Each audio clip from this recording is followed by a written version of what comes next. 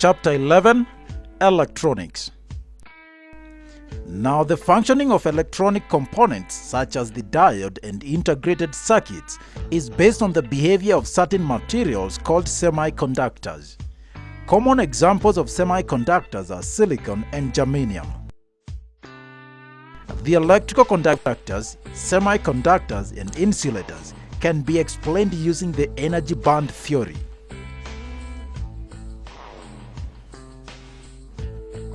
An atom consists of a central nucleus containing positively charged protons and neutrons, which are electrically neutral. The nucleus is surrounded by negatively charged electrons orbiting in layers or shells. Electrons in the inner orbits have least energy and are tightly bound to their orbits due to nuclear attraction. Electrons in the outermost shell experience weaker binding force and can break from their orbits to become free electrons, which can move within the material under the influence of an EMF. The shells are identified by letters of the alphabet, beginning with K for the innermost, then L, and so forth. Each shell represents a certain energy level and have a maximum number of electrons it can hold. According to the energy band theory, when two or more atoms are brought closer to each other, the energy levels split into smaller energy levels called bands. The outermost energy level splits more easily into many bands than the inner levels. The splitting of the energy levels into bands and the gap between the bands dictate the properties of a given material and can be used to distinguish between insulators, conductors, and semiconductors. A band which is occupied by valence electrons and having high energy is called the valence band. The electrons are used in bond formation. The valence band may be partially or completely filled. It can never be empty. In certain materials, the valence electrons are loosely attached to the nucleus. Even at room temperature, some of the electrons can leave the valence band. These are called free electrons. They are responsible for conduction of current in a conductor and are hence called conductor electrons. The band occupied by these electrons is called the conduction band. This band may be empty or partially filled. The separation between the conduction and valence band is called the forbidden energy gap. If an electron is to be transferred from a valence to a conduction band, external energy is required, which is equal to the forbidden energy.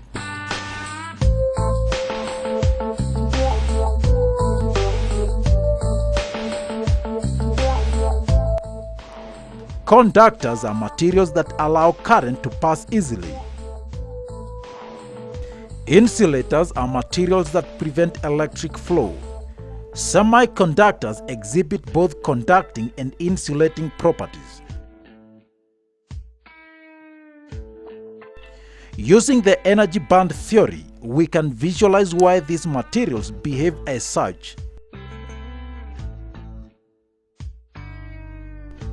In conductors, the conduction and valence bands overlap, and thus the conduction band is occupied by many electrons, making them good conductors of electricity.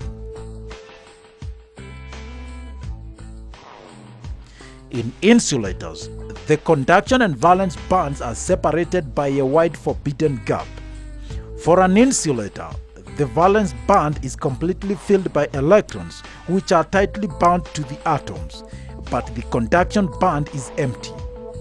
The two bands are separated by a very wide forbidden gap, so the electrons are unable to gain enough energy to jump from the valence band to the conduction band. In semiconductors, the valence and conduction bands are also separated by a forbidden gap, but for the semiconductors, the gap is narrower compared to the insulators. This enables some electrons with enough energy to jump from the valence band to the conduction band fairly easily.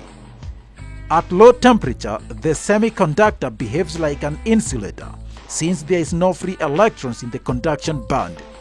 At high temperature, electrons excited by heat can gain enough energy to jump from the valence band to the conduction band. When this happens, the electrons leave holes in the valence band which behave like positive charge carriers and can also move freely. When a potential difference is connected to the semiconductor, the holes and the electrons move in opposite directions and are called the charge carriers. Let us see how that happens in their real structures. The two common semiconductors are silicon and germanium. They have 4 electrons in their outermost energy shell. In their structure, each atom forms 4 covalent bonds with 4 other atoms. So all the valence electrons are utilized and are contained in the valence band. There are no free electrons in the conduction band at low temperature. This is a better model of the crystal lattice of either silicon or germanium. You can see the valence electrons in the covalent band and no free electrons in the conduction band. How do holes and electrons come about? Although the covalent bond is strong, it's nonetheless imperfect. Therefore, if some heat is applied, some electrons will gain sufficient energy and break from the bond zone to become free and available charge carriers. Whenever this happens, a space is left behind, and this space is the hole. Because the electron is negatively charged, the hole is associated with a positive charge. So it will break the covalent bond, sending the electrons from the valence band into the conduction band. This leaves in its place a hole, which is associated with a positive charge.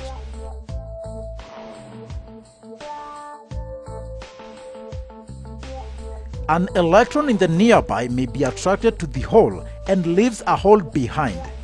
This way, the hole seems to have moved in the neighboring atom. This process continues on and on as more electrons are dislodged. The electron-hole movement is random, but if an electric field is applied, the electrons fill the holes so that the holes move in the direction of current while the electrons move in the opposite direction. And that is how semiconductors conduct electricity. Because electrons are dislodged by heat energy, more electron-hole pairs are formed as heat energy is increased. This explains why semiconductors conduct better at high temperatures due to generation of more mobile charge carriers, electrons and holes. Also, notice that the atoms are fixed in the crystal lattice and do not move.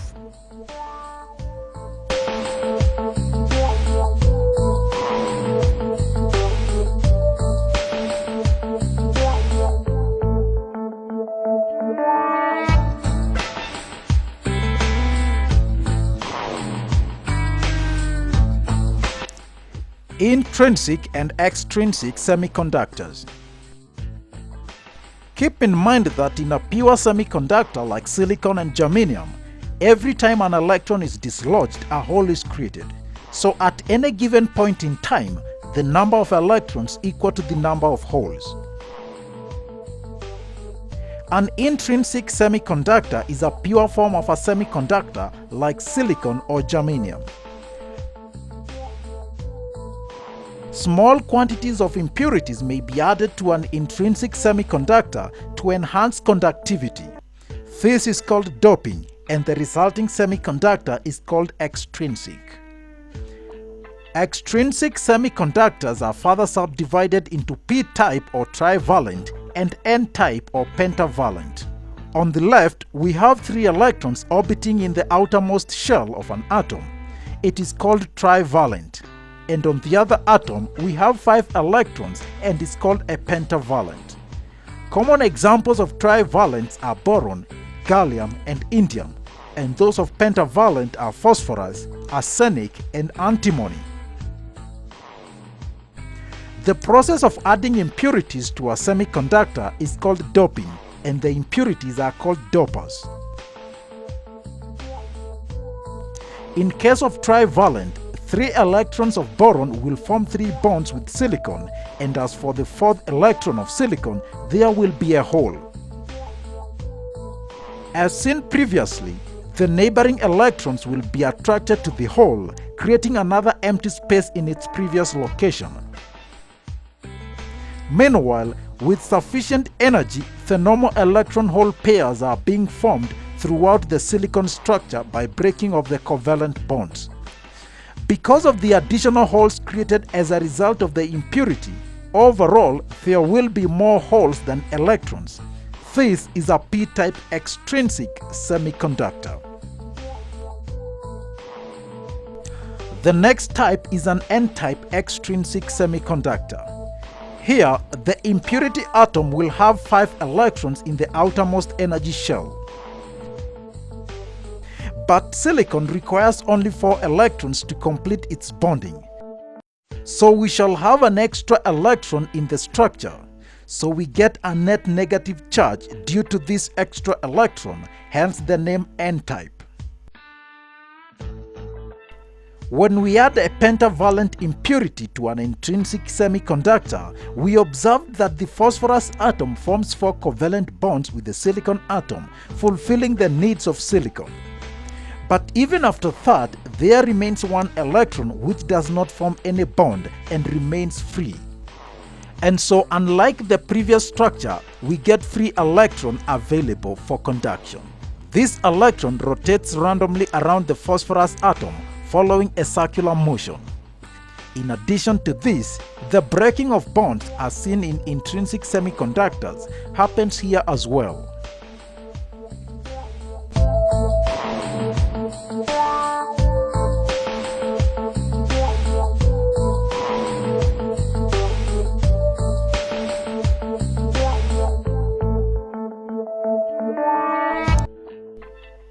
The p-n junction. A p-n junction is an arrangement obtained when a p-type semiconductor is joined to an n-type semiconductor. This is a p-n junction. Immediately it is formed, the p region contains mobile holes and negatively charged impurity ions, which are fixed. The n region contains positively charged impurity ions, which are fixed, and mobile electrons.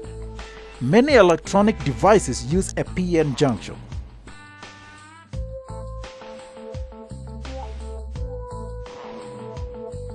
As soon as the p-n junction is formed, electrons from the n-type material and holes from the p-type material diffuse into the opposite materials respectively.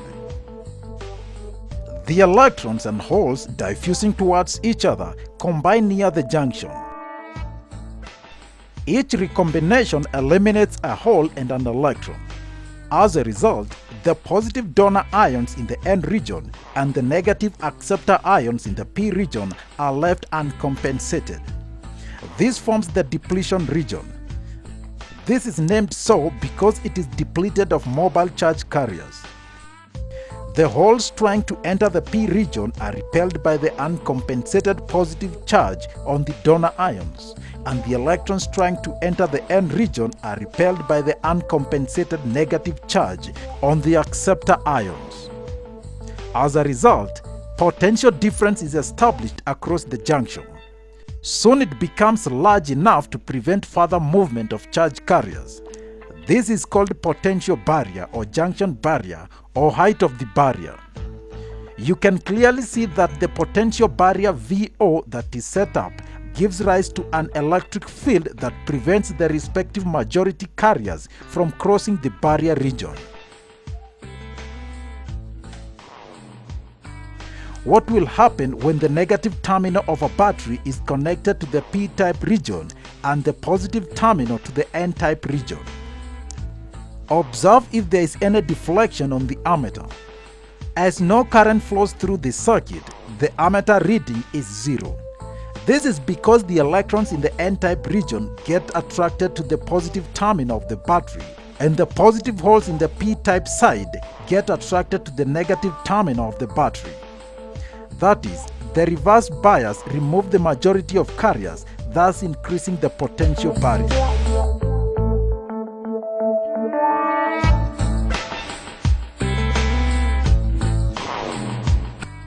What if connected as shown here? Holes and free electrons enter the depletion region due to repulsion at the respective terminals. The reduction of potential difference of this region causes a large number of charge carriers to diffuse across the junction. Holes travel to the right and electrons to the left, constituting a current in the same direction. Thus, the p-n junction allows current carriers to flow through it if the junction is forward biased. A device that allows current flow only in one direction is called a diode. Thus, a p-n junction can be described as a diode.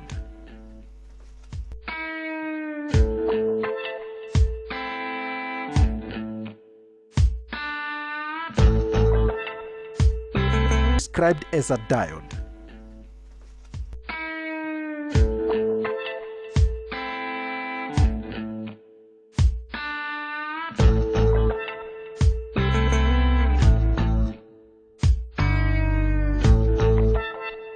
We now look at the current voltage characteristics of a p-n junction diode in forward and reverse bias. We have seen that a p-n junction diode is formed when a pure semiconductor is partly doped such that the p side has holes as majority charge carriers and the n side has electrons as the majority charge carriers. In a forward bias, when a cell is connected across the diode, the n side of the semiconductor is connected to the negative of the cell and p side is connected to the positive of the cell. Then, the barrier potential decreases, and due to the process of minority charge carrier injection, that is, the p side has holes and n side has electrons, produce a diffusion current which is measured using a milliammeter. In a reverse bias, when the cell is connected across the diode, the n side of the semiconductor is connected to the positive of the cell, and the p side is connected to the negative of the cell. Then, the thickness of the depletion layer increases. The diffusion current reduces enormously, but some of the holes on the p side and the electrons on the n side come close to the junction and are swept towards the majority zone. This is called drifting of the charge carriers. Thus, a drift current of small value is produced and is measured in microamperes. Displayed here is a p-n junction characteristic measurement apparatus. It consists of two DC power supplies, two voltmeters of range 0 to 1 volts and 0 to 20 volts, a 0 to 15 milliamperes milliammeter, a 0 to 100 microamperes microammeter, two p-n junction diodes mounted behind the panel. Observe that the left side of the circuit shows the p-n junction in forward bias, while the right side shows reverse bias. Let us now perform an experiment and see the characteristic of a p-n junction in forward and reverse bias. Connect the wires as shown. It might be necessary that you pause the video to see the connections clearly. For forward biasing, rotate the knob to increase voltage in steps of 0.05 volts. And note down the corresponding reading on the milliammeter. Record your observations. For reverse biasing, rotate the knob to increase the voltage in steps of 1 volts and note the corresponding reading on the microammeter. Record your observations.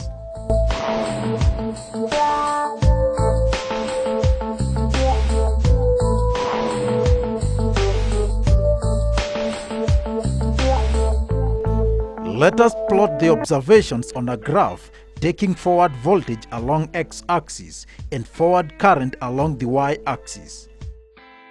Reverse voltage along negative x-axis and reverse current along negative y-axis. Observe that in forward biasing, the forward current initially remains zero till the barrier potential of the junction is reached.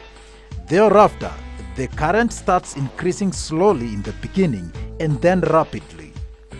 The value of forward bias voltage at which the forward current just starts increasing is called the cut-in voltage or threshold voltage or breakpoint voltage.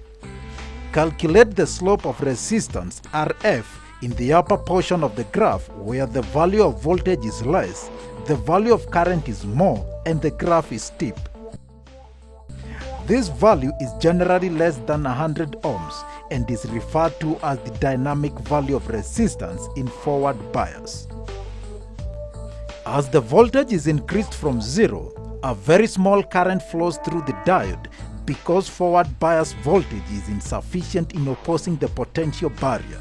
Leakage current due to flow of minority charge carriers flows. When the potential barrier is completely overcome by the bias at the cut-in voltage, charges easily flow across the junction, giving rise to a sharp increase in forward current.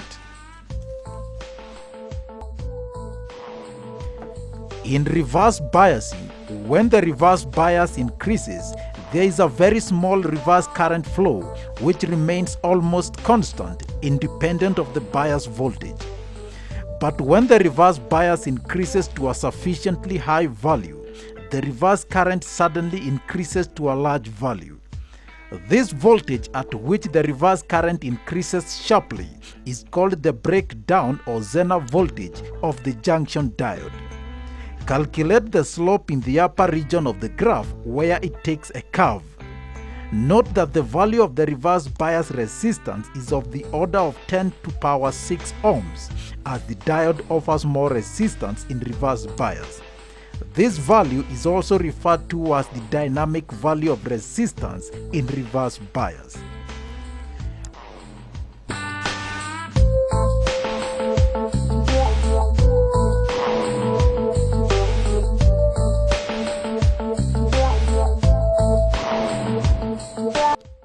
And finally, we look at the application of junction diode in rectification. A rectifier is a device that is used in transforming an alternating voltage and current into a direct voltage and current. The process is called rectification. There are two types of rectification: half-wave rectification and full-wave rectification. Before we discuss how rectification is done, we need to understand two things: alternating voltage and current, and direct voltage and current.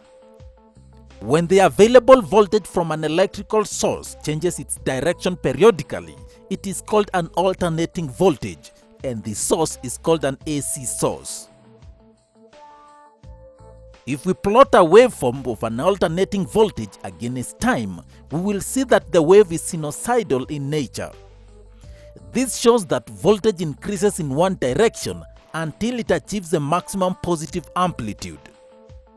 It then decreases to zero and then changes its polarity until it reaches a negative maximum amplitude and then reduces back to zero. If we apply an alternating voltage to a load, a current gets set up in the circuit. The flow of current follows the nature of the applied voltage, changing from one direction to the other. This changing current is called an alternating current.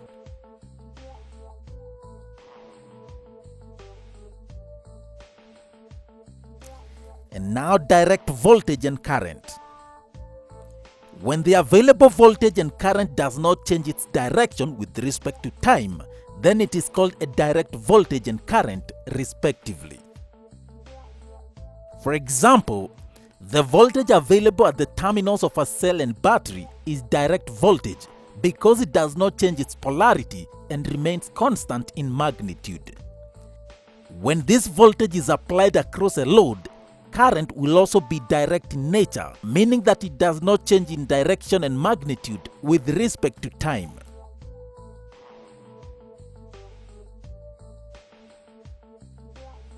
A semiconductor diode has two terminals, anode and cathode. We know that a diode only conducts current when it's forward biased. In this case, the diode offers very little resistance to current flow. We can say that it behaves like a closed switch. When reverse biased, the diode does not allow flow of current, and that is because the anode is at a low potential and the cathode at a high potential. In this case, the diode acts like an open switch.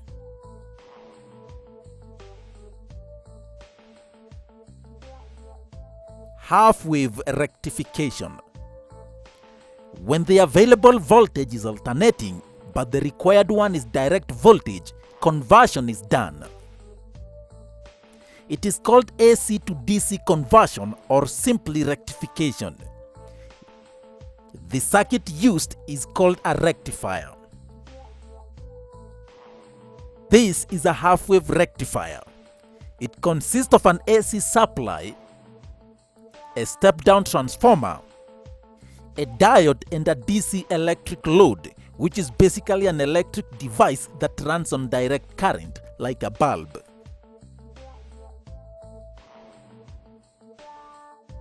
When the AC supply is switched on, the alternating voltage AB appears across the primary winding of the transformer. This voltage is reduced to a level suitable for the diode and the load on the secondary winding of the transformer. That is the voltage across CD or VCD. When this alternating voltage VCD is applied across the DC load, having a diode in series with it, what will happen? During the positive half cycle, the terminal C is positive and D is negative. Under this condition, the diode is forward biased because the anode is at a higher potential with respect to the cathode. So the diode behaves like a closed switch, allowing a current to flow through the load. The current varies in magnitude as shown here, just like the voltage. During a negative half cycle, the terminal C is negative and D becomes positive, and hence the diode is reverse biased. It therefore does not conduct and no current flows through the circuit. Thus, during the negative half cycle, no voltage appears across the load. And then we make into another positive half cycle when the current flows. These positive and negative half cycles will continue unless the load is disconnected. And so from these graphs, we notice that the input voltage has both the positive and negative values. It is alternating. The output voltage and current only have the positive values, and so the diode cancels out the negative values. The plateau section tells us that the output is not a continuous direct current but a pulsating DC wave. Since only half the cycles of the output wave are used, it is called a half-wave rectifier.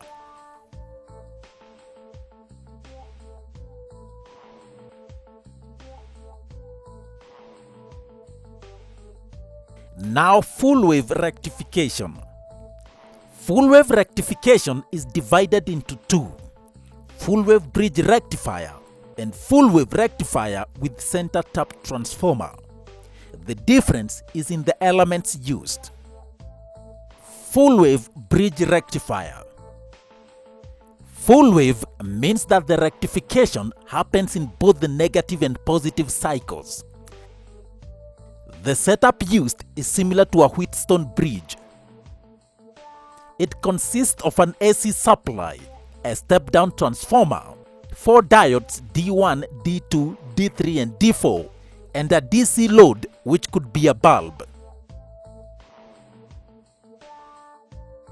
When the AC supply is switched on, the alternating voltage VAB appears across the primary winding of the transformer.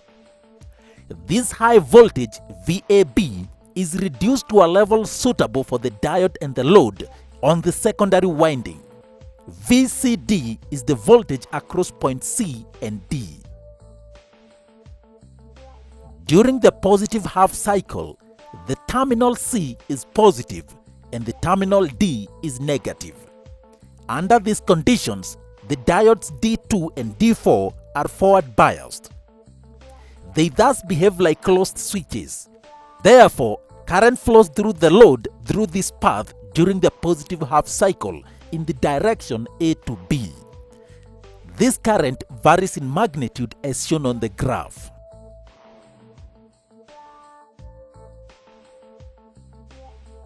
During the negative half cycle, the terminal C is negative and terminal D becomes positive. Therefore, diodes D1 and D3 are forward biased, while diodes D2 and D4 are reverse biased. So the current follows this path and again from A to B across the load. Therefore, during both parts of this cycle, current across the load flows in the same direction, A to B. On the graph, there are no plateaus. This cycle will continue until any component is disconnected. This way, the bidirectional alternating current gets converted to a unidirectional direct current.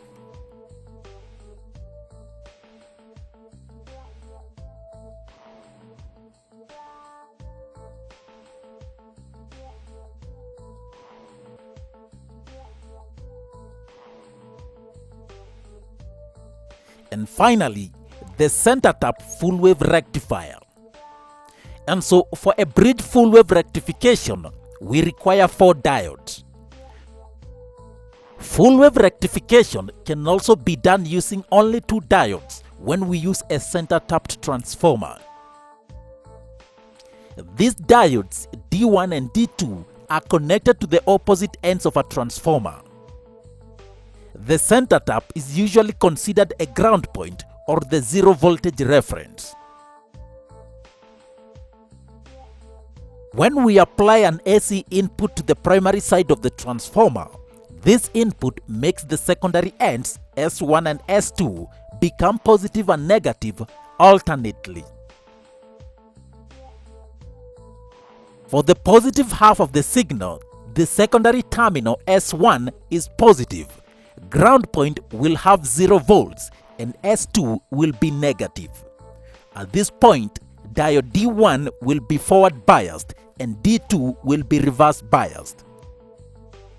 So D1 conducts, but D2 does not. The current thus flows in this direction.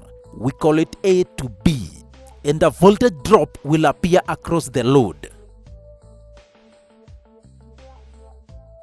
During the negative half cycle, the secondary terminal S1 becomes negative and S2 becomes positive. At this point, D2 is forward biased and D1 is reverse biased. D2 will conduct, but D1 will not. The current flow will be in this direction, again A to B, and voltage drop will appear across the load. So you see the current flow across the load is in the same direction in both cycles. Thus, a full wave rectification is accomplished using this center tap transformer and 2 diodes.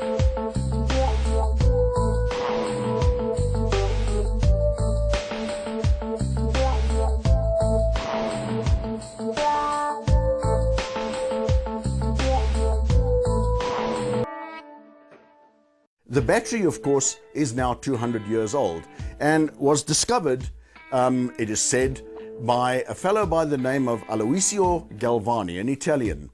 Galvani was in fact lecturing to some of his pupils. He was a lecturer in medicine. Mrs. Galvani was standing in the one end of the room and she was preparing the evening meal because this was done at his home. And Mrs. Galvani was busy attentively listening to her husband, but also skinning the frog's legs. she noticed that when she touched the frog's legs, a twitch occurred. She called her husband over and said, have a look at this interesting phenomenon. And Aloisio Galvani came along, looked at the frog's leg, saw the twitch and said, wife, what a magnificent discovery I've made.